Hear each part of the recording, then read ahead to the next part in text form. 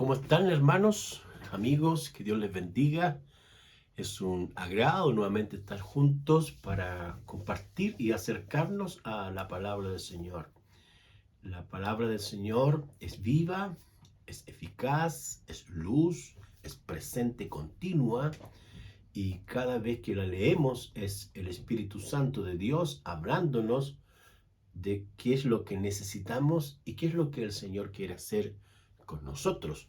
Ahora, la voluntad de Dios es buena, es agradable y es perfecta. En todas las cosas, todas las acciones, todos los pensamientos del Señor, todas aquellas diferentes maneras de ver lo que es la vida, el Dios Todopoderoso tiene un diseño, un ingenio, donde todo lo que Él hace, lo hace bien.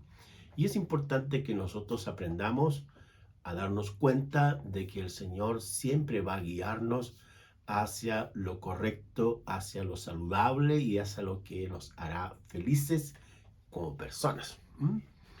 El texto que hoy vamos a compartir con ustedes está ahí en Primera de Tesalonicenses, capítulo 5, versículo 18.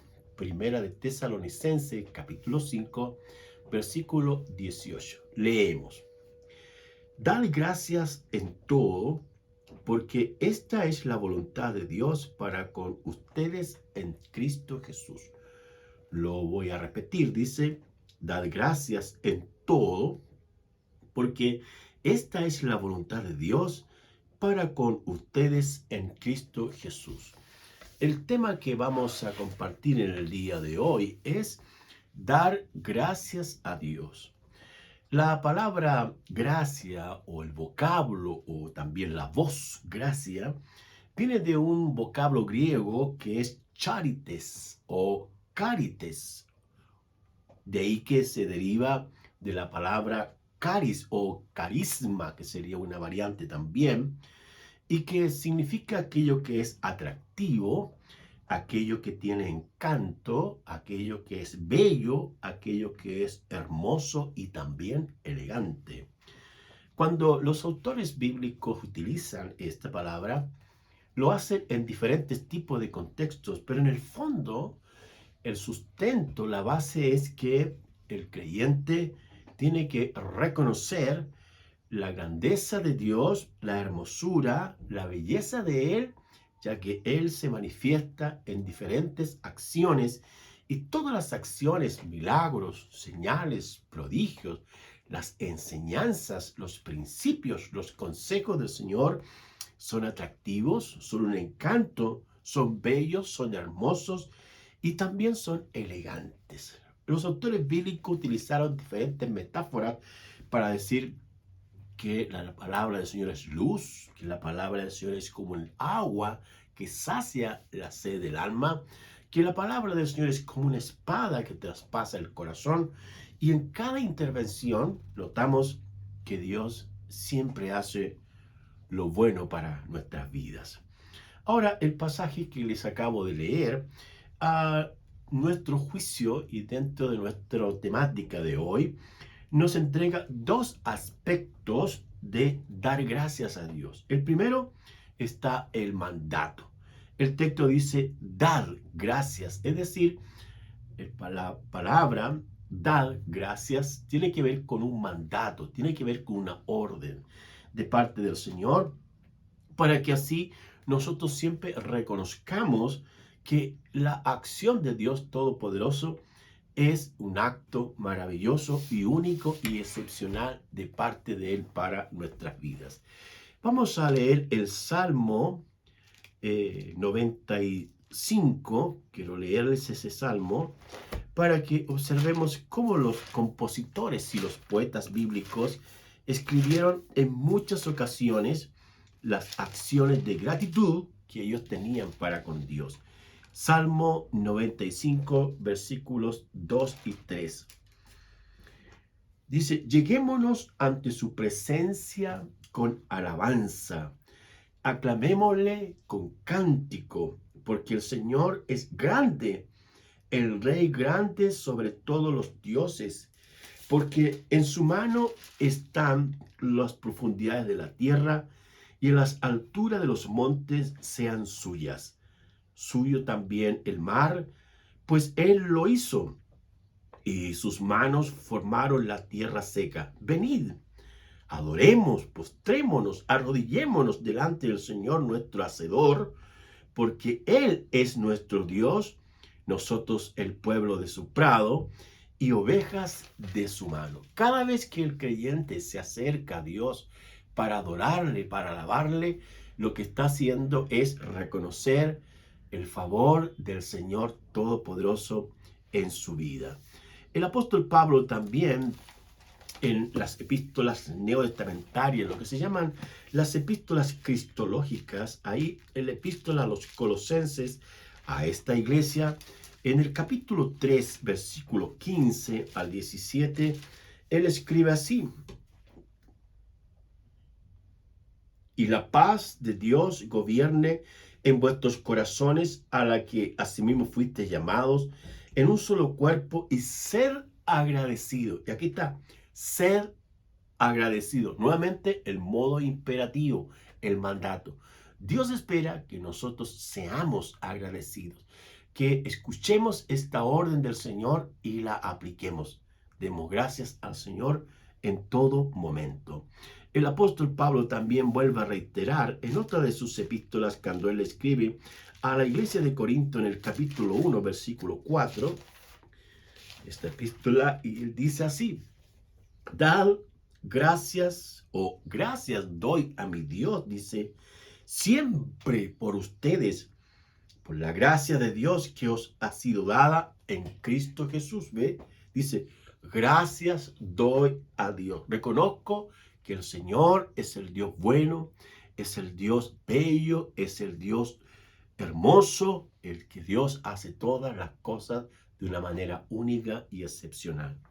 Entonces, de estos pasajes que hemos acabado de leer y comentar, lo que notamos es que es un mandato de parte de Dios hacia sus hijos, hacia su pueblo, hacia quienes somos creyentes, los que son los discípulos, siempre dar gracias en todas las cosas que pasamos, que vivimos.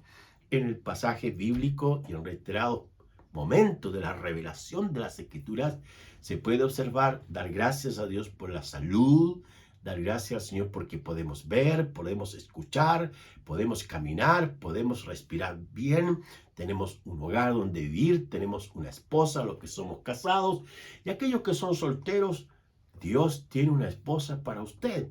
Los que son hijos, que tienen buena salud, que pertenecen a un lugar, y que cualquier cosa anómala, complicada, crítica, difícil que pueda hacer, si oramos al Señor, si buscamos el rostro de Dios, el Dios de toda gracia, de toda bendición, de toda provisión, responderá y suplirá aquellas cosas que nos faltan. En segundo lugar, también está el solicitante. Aquí el pasaje de Tesalonicenses, vamos a ir de nuevo para allá, como dijimos en Primera de Tesalonicenses, en el capítulo 5, versículo 18, dice: porque esta es la voluntad de Dios. Es decir, si damos gracias a Dios, estamos haciendo la voluntad de Dios. Si estamos reconociendo que lo que somos, que lo que tenemos o lo que podríamos llegar a ser es por la voluntad de Dios. Y a Dios le agrada que le demos gracias por aquellas virtudes, aquellas cualidades, aquellos beneficios, aquellas acciones que Él ha hecho para bendecirnos y beneficiarnos. Entonces, el texto de las epístolas, como por ejemplo Filipenses, vamos a leer el texto de Filipenses 4:6, que dice: por nada estéis afanosos, sino sean conocidas vuestras peticiones delante de Dios en toda oración y ruego con acción de gracia. Es decir, si estamos pasando alguna situación matrimonial, alguna tensión económica, algún conflicto laboral, alguna situación de algún negocio, algún tema de relaciones humanas, si alguien ha perdido el trabajo, si alguien ha perdido a alguna persona cercana familiarmente, podemos orar al Señor qué es lo que la Escritura nos enseña, qué es lo que los escritores sagrados aprendieron a buscar a través de la oración, manifestar aquellas situaciones que vivían al Dios Todopoderoso. Es como el hijo que se acerca al papá o a su padre y le dice aquellas que son sus preocupaciones, y el padre, porque le ama, está dispuesto a agotar todos los medios dentro de sus competencias y capacidades para ayudar al hijo. Es así. Dios también tiene todas las competencias, toda la sabiduría, todo el poder. Nada es imposible para Dios para ayudar a sus hijos y responder a sus necesidades. Al mismo tiempo, hay una historia muy interesante. Allí en el libro de Lucas, en el capítulo 17, los versículos 12 al 19. Lucas, capítulo 17, los versículos 12 al 19. Lo leemos. Y al entrar en una aldea, le salieron al encuentro 10 hombres leprosos, los cuales se pararon de lejos y alzaron la voz diciendo: ¡Jesús, Maestro, ten misericordia de nosotros! ¡Jesús, Maestro, ten misericordia de nosotros! Cuando él los vio, les dijo: id, mostraos a los sacerdotes. Y aconteció que cuando iban, fueron limpiados. Entonces uno de ellos, viendo que había sido sanado, volvió glorificando a Dios a gran voz y se postró rostro en tierra a sus pies, dándole gracias. Y este era samaritano. Respondiendo Jesús dijo: ¿no son 10 los que fueron limpiados? ¿Y los 9 dónde están? No hubo quien volviese y diese gloria a Dios, sino solo este extranjero, porque él era samaritano. Y les dijo: levantaos, vete, tu fe te ha sanado. Qué interesante este hecho que el Señor describe, como en una actividad, en el trabajo, en el servicio, en los recorridos que Jesús hizo por las aldeas de Galilea, de Capernaum, de Tiro, de Sidón, de Belén, todos esos lugares que el Señor recorrió caminando y se fue encontrando con diferentes tipos de personas, hombres, mujeres, leprosos, ciegos, cojos, mantos, ignorantes, endemoniados. Pero cada vez que ellos clamaban al Señor, el Señor en forma compasiva, en forma de amor, en el amor del Señor, Él sanaba, curaba, liberaba, instruía a aquellos que lo requerían. Es así, hermanos.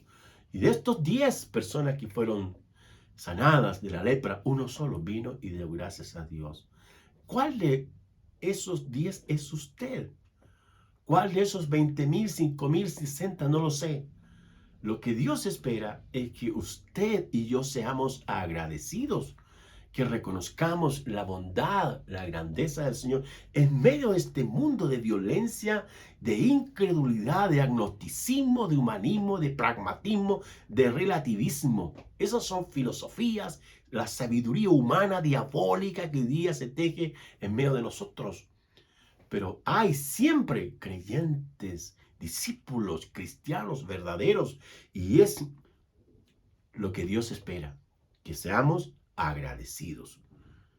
Bendito sea Dios. Ahora, el texto de Tesalonicenses nos muestra algo muy importante y para tenerlo siempre en mente, que dice: porque esta es la voluntad de Dios para con vosotros en Cristo Jesús. Es decir, el Dios Padre Todopoderoso espera que nosotros seamos agradecidos, pero sigamos bajando la verdad. Se refiere que nuestra gratitud tiene que ser a través de Cristo, a través de Jesús, porque es Jesús la persona más importante y trascendente de toda la Sagrada Escritura, especialmente del Nuevo Testamento. Es Jesús quien dijo: yo soy el camino, la verdad y la vida. Hace unos días conversaba con alguien acerca de que la gente a veces dice: ustedes se creen dueños de la verdad. Pero la verdad no es un concepto, la verdad es Cristo Jesús. Jesús dijo, yo soy el camino, yo soy la verdad. Entonces, muchos grupos religiosos, a veces esotéricos, también la masonería, también algunos grupos espiritistas, el Islam y otros como también grupos budistas, hinduistas, ninguno de ellos, ninguno de sus líderes, ninguno de sus fundadores, entre comillas, dijeron que eran la verdad con tanta propiedad como nuestro Señor Jesucristo. Él dijo, yo soy la verdad. Él dijo, yo soy la luz del mundo, el que me sigue no andará en tinieblas. Él dijo, yo soy la resurrección y la vida, el que cree en mí, aunque esté muerto, vivirá. Entonces, muchos de los pasajes y las declaraciones de Jesús son la verdad. Y es ahí donde usted necesita conocer la verdad. Pero la verdad es una persona y esa persona se llama nuestro Señor Jesucristo. En Efesios capítulo 5:20, la epístola de la iglesia de Efesios 5:20, lo leemos, dice, dando siempre gracias por todo al Dios y Padre en el nombre de nuestro Señor Jesucristo, ¿ve? Dando siempre gracias al Dios Padre en el nombre de Jesucristo. Cuando oramos, cuando damos gracias, cuando reconocemos algo de Dios, tenemos que decir en el nombre de nuestro Señor Jesucristo.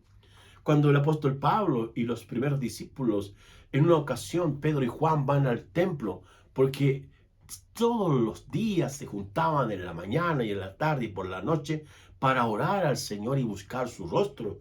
Y en una ocasión había una persona enferma, ciega, y lo que hace Pedro dice, no tengo oro ni plata, pero lo que tengo te doy, levántate y anda. Y lo que ocurrió fue algo glorioso. Ese hombre fue sanado milagrosamente por Jesucristo. Y la gente se volcó diciendo, ustedes lo sanaron. Y Pedro dice, nosotros no lo hemos sanado, lo ha hecho Jesús. Y esa es la manera correcta. Jesús es el que sana. Jesús es el que restaura el matrimonio. Jesús es el que perdona.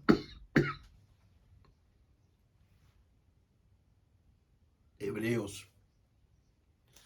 La epístola a los Hebreos. Veamos el pasaje. Hebreos 12, 28, dice así, así que recibiendo nosotros un reino inconmovible, tengamos gratitud mediante ella, sirvamos a Dios agradándole con temor y reverencia. Así que recibiendo nosotros un reino inconmovible, se refiere al reino de Dios, tengamos gratitud.